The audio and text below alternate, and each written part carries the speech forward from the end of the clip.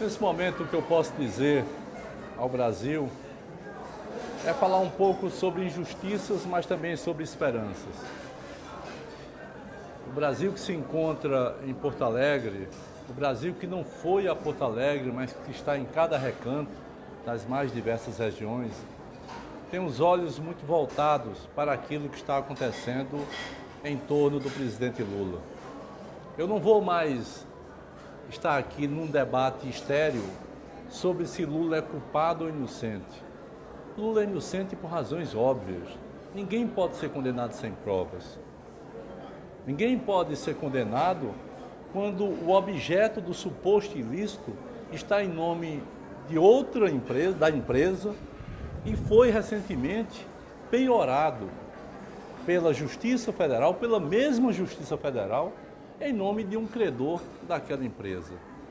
Como alguém poderia ser dono de algo que não tem a escritura, não tem a posse, né? Não passou por lá, não morou lá, enfim. Nós sabemos que o que está em discussão não é conversa fiada de triplex. O que está em discussão é o Brasil. O que está em discussão é uma coisa chamada Estado Democrático de Direito. O que está em discussão é um modelo e uma visão que o Brasil tinha e precisa ter mais ainda, e aquela visão que o Brasil tem hoje. A visão de hoje é um Brasil para poucos, é um Brasil para os mais ricos, é um Brasil para os interesses, principalmente os interesses que estão fora do país e que foram talvez peitados pela ousadia e pela audácia de um governo, de um brasileiro chamado Luiz Inácio Lula da Silva. O Brasil perdeu toda a inserção altiva que tinha no exterior, que tinha no mundo. O Brasil, infelizmente, voltou a ser pequeno como era anteriormente. Pequeno aos olhos dos outros, pequeno aos olhos dos que têm grande poder, as nações mais poderosas. E voltou porque se cumpriu dentro desse país um roteiro.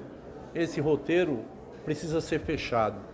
E só pode ser fechado se Luiz Inácio Lula da Silva for condenado e não poder disputar as eleições de 2018. Se isso não fechar, tudo aquilo que fizeram cai por terra, porque quem vai decidir é o povo, em outubro de 2018. Eu quero aqui expressar a minha solidariedade, não ao presidente Lula, porque eu acho que ele já tem demais, mas eu quero expressar a minha solidariedade ao povo brasileiro. Nós, povo brasileiro, construímos a nossa maior liderança. O Brasil nunca teve uma liderança popular da estatura como teve e tem em Luiz Inácio Lula da Silva. E querem destruir isso, não através de argumentos, não através de provas. Querem destruir isso por convicções que não são as convicções do povo brasileiro. Querem anular a inserção soberana do país no mundo. Querem anular o olhar para a inclusão social que esse país passou a ter. Querem anular tudo isso. A nossa resistência é o que conta nesse momento. É por isso que eu, aqui da pequenina Paraíba, né, enquanto governador do estado, estou aqui dizendo que mais do que nunca é necessário resistir para avançar.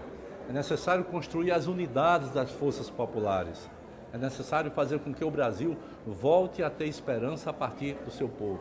E isso passa pela liberdade, pela libertação de Luiz Inácio Lula da Silva. Ninguém pode ser condenado sem provas. Isso não é possível no Estado de Direito. E, ao mesmo tempo, democracia só pode ser democracia representativa, inclusive, se o povo votar e votar em quem quiser. Ninguém pode vencer jogo no tapetão. O jogo tem que ser jogado nas urnas. E nas urnas, em outubro, o povo é quem deve decidir qual o melhor caminho, qual o melhor destino que o nosso país precisa ter.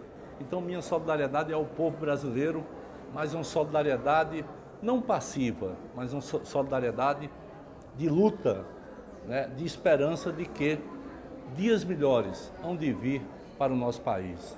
Dias mais justos, mais democráticos, dias em que façam com que o nosso povo sinta orgulho de ser brasileiro, como já sentiu na época que este hoje, que está sendo acusado sem provas, Luiz Inácio Lula da Silva, na época que ele governou.